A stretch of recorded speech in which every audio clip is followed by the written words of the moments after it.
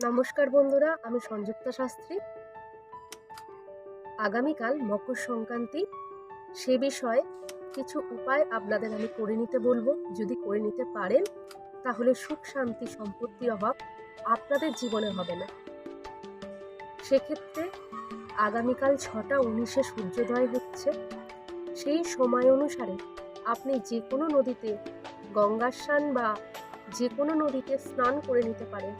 সেটা ভীষণই পবিত্র। আমাদের শাস্ত্রে লেখা আছে যে মকর সংক্রান্তির দিন যদি আপনারা নদীতে স্নান করেন, সেটা আপনাদের শরীরে যে কোনো অসুবিধা থেকে আপনারা মুক্তি পাবেন। দ্বিতীয়ত, কালকে সূর্যদেবকে জল প্রদান করবেন। তামার ঘটিতে গুড় আর গঙ্গা জল নিয়ে, গুড় গঙ্গা জল একটু লাল ফুল নেবেন, নিয়ে সূর্যদেবকে প্রণাম করবেন। ওম নমঃ সূর্যায় নমঃ বলে প্রণাম করে সেই জল আপনারা সূর্যদেবকে নিবেদন করবেন। এরপর আপনারা বাড়িতে এসে সেই কালকে খিচুড়ি রান্না করে নিজেও খাবেন, পরিবারের সকলকেও খাওয়াবেন, আর পারলে সেই খিচুড়ি আপনারা দান করবেন। আগামীকাল যদি আপনারা খিচুড়ি দান করেন, আপনাদের অনেক পুণ্য হবে, অনেক ব্লেসিং আপনারা ভগবানের থেকে পাবেন। শাস্ত্র মতে এটাই নিয়ম। তৃতীয়ত বলি, কারোর যদি পিতৃদোষ থাকে, রাহু শনি কারোর চাটে খুব বেশিভাবে খারাপ হলে পিতৃদোষ লাগে।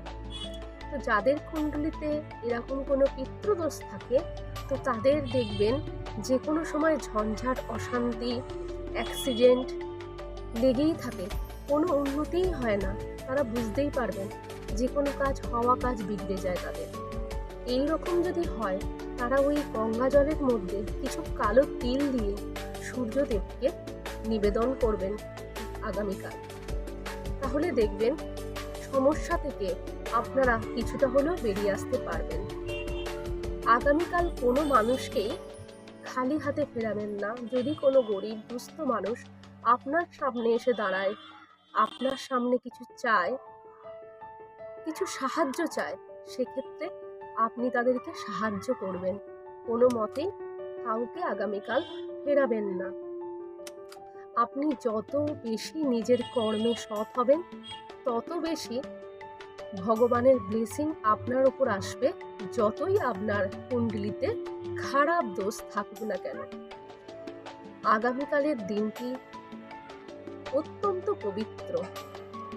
সেক্ষেত্রে আগামীকালের দিনের যা রিচুয়াল, যেটা শাস্ত্র মতে রয়েছে, যেটা আমরা প্রায়শই এখন করি না, তবে আমাদের জীবনে সুখ শান্তি সৌভাগ্য আনার জন্য এই রিচুয়াল কিন্তু অবশ্যই আগামীকাল পালন করবে। ধন্যবাদ।